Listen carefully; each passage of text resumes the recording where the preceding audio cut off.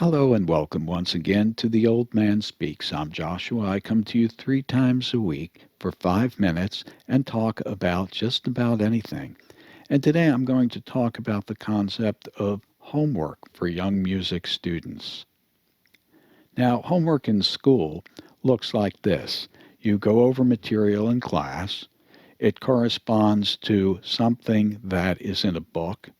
And then you may have questions that you have to take home and do as homework to show that you understand and practice the concept or the material. There comes a point when you've either done it, you have not done it, and you're done with it and go on to the next part of the book. It's not like that in music. You're working on something, but if you do not get perhaps the timing, the tone, you're hurting your hand when you're playing, those problems are going to be brought to the next piece, and you have not resolved those problems. At the same time, you don't want to get stuck in one part of the book and frustrate the student. So there is this balance. There's playing and there's practice. If the student demonstrates to me that they can play in time. Remember, music is an art that controls sound in time. If they can get from one part of a piece or even a scale to the other in time with a metronome, even with mistakes, I'll take it and move them forward while at the same time they have to review the other thing that they were playing. To clarify, when we are actually playing, we don't stop. Even if we make a mistake, we get from point A to point B in time and make a cohesive musical statement. Whether it has mistakes or improvisation, unexpected, we get through it. In practice, we're going back, maybe playing even 2 notes, 3 notes, over and over, studying our hands, studying our position, and correcting. That's practice.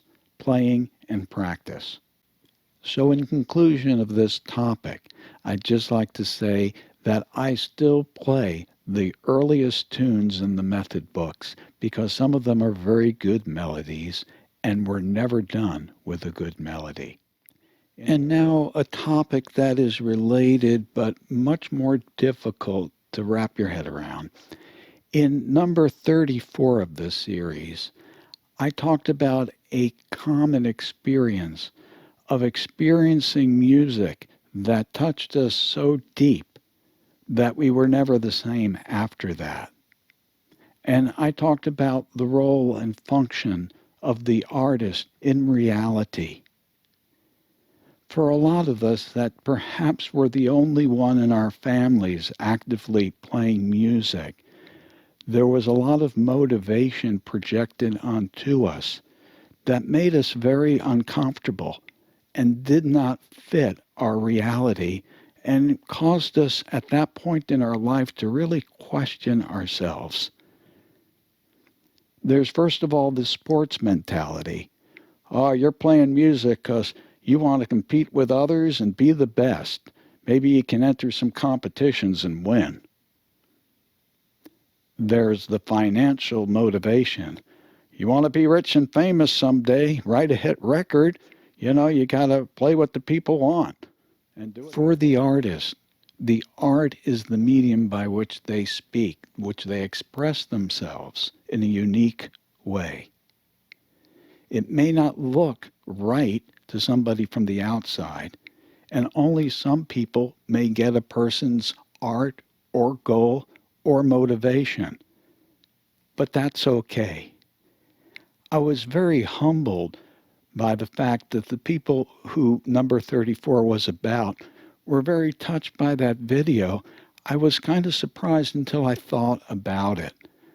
There had obviously been times in their life when they may have questioned, what are we doing, particularly in a year like this year when everything has been canceled?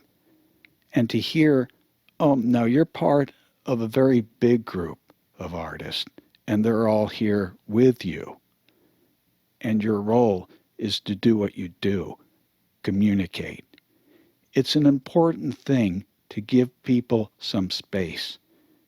And that's what this video is about. Until next time, y'all take care of yourself. Have a great weekend.